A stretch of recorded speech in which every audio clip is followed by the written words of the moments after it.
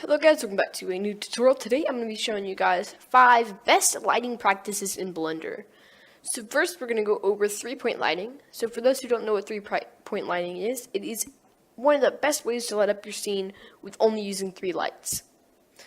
Next we're going to go over object lighting. We will basically be using objects to light up our scene with the emission shader. Next we're going to be going over caustic removal. So what caustic removal is when you add like glass or something like that and you shine a light through it, it makes a bunch of like fireflies. And I'm gonna be showing you guys how to remove those. Next, I'm gonna show you guys how to use HDRs. And then finally after that, I'm gonna be showing you guys the lighting in the node editor. So how to do that and the best way to do it. First up on the list, we have 3-point lighting. So let me show you guys what 3-point lighting is. So basically, 3-point lighting is you have 3 lights, one in the back, which is a spotlight, 2 in the front. The first one in front is your key light, and that is basically the light that shines on it and is the key light. The fill light is a area lamp, and that is basically filling in all the spots that didn't get filled. So let me go ahead and show you guys how to do this. So first, you add a spotlight in the very back. Then, after that, you add a sun lamp. This is, again, your key light. Next, after that, you're going to want to go ahead and add your area lamp. Once you have positioned all these objects the way you want them to, you're going to need to change the strengths of everything. So first, your spotlight, you're going to change that to be around about 200. Then after that, you're going to want to go ahead and select your area lamp, and that will be around, I guess, say 20. The sun lamp is going to be around, well, let's just keep that the same.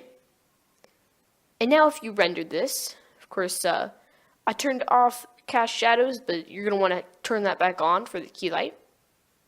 So let's go ahead and render this.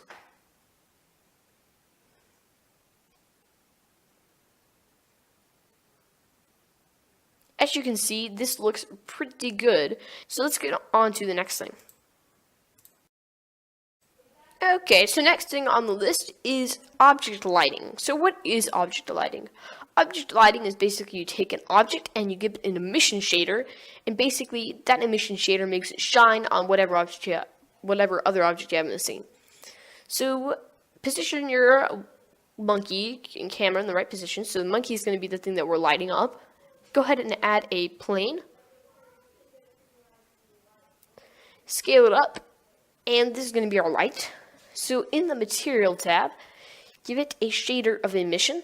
This makes it shine, as I said again, and you can change the strength of it to whatever you want.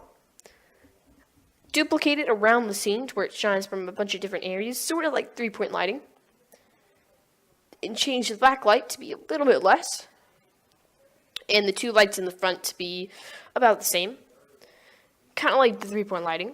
Go in the object panel and unclick camera, so under cycle settings, unclick camera, so the checkbox should be off. Change the color of the sky to be black, and once you've rendered this, as you can see, there's no other light in this scene, and the background's black, so everything looks good. And that is object lighting. Next one on the list, we have removing caustics. So basically how to remove caustics. Make sure you're in Cycles Render and give whatever you want your object to be a glass shader. So that makes it easier. And basically just add a lamp in here. So if you rendered it just like that with the glass shader and your lamp, as you can see here, it does not look good. You can see that we have these just little white dots in the glass. That's one. It rendered pretty fast. And we have the shadow is white, so instead of being an actual shadow, it's just pitch black. So how do you change this?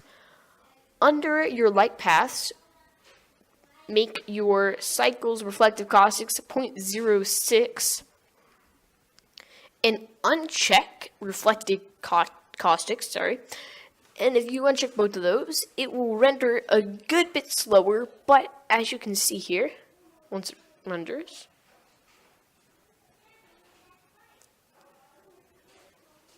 as you can see, there is no real fireflies or caustics in it.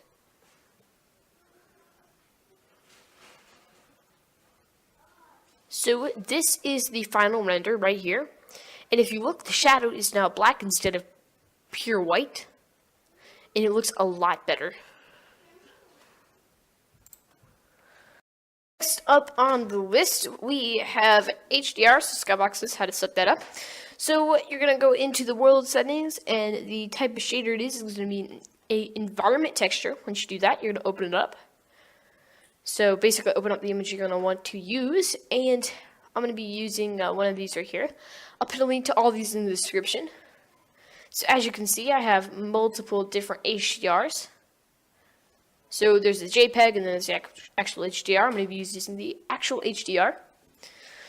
So basically, you don't even have to do anything. If you just render this, as you can see, you can actually see all the rocks and the trees. It's actually pretty cool.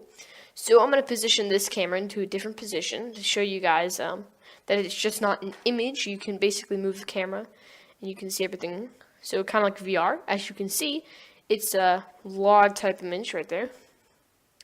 I'm going to open up a different one. So be opening up maybe an outdoor scene. So this is going to be basically, you don't have to do this outdoors. You can do it inside too. So as you can see, we have a bunch of people there.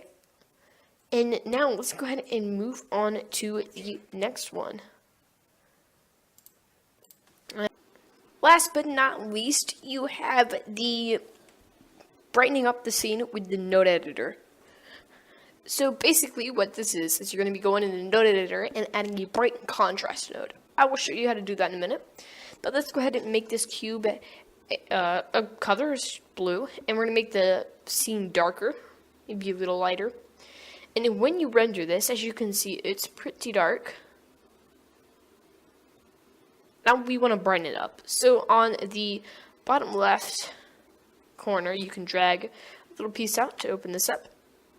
Change it to the world settings, so the middle option. Click use nodes and then add a brighten contrast node. Change the brightness to be a good bit higher and then the contrast a good bit higher. So basically it'll be a lot brighter, and then the contrast will come in, so the color will come in, and then the brightness will come in, which makes it a lot brighter. So if I just deleted this and added that back, as you can see, it's a lot darker. And yeah, so that is it. And that is 5 best lighting practices in Blender. Thank you guys for watching, and I will see you in the next tutorial. Bye bye.